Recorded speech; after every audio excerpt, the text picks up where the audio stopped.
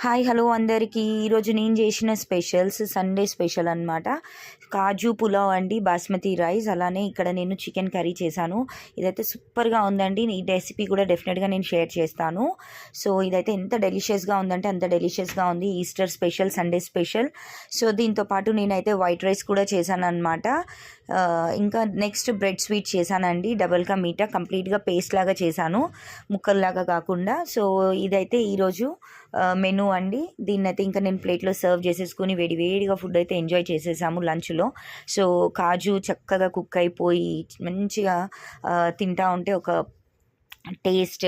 So అలానే దీంట్లో eggs కూడా వేసాను అనమాట, బాయిల్ ఎగ్స్. దీంతోపాటు డెలిషియస్ డ్రై ఫ్రూట్స్ తోటి నేను ఈ చికెన్ గ్రేవీ అనేది చేశాను.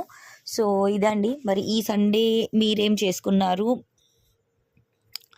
మీరేం ఫుడ్ ఎంజాయ్ చేశారు? ప్లీజ్ కమెంట్ చేయండి. వీడియో నచ్చితే లైక్ చేయండి.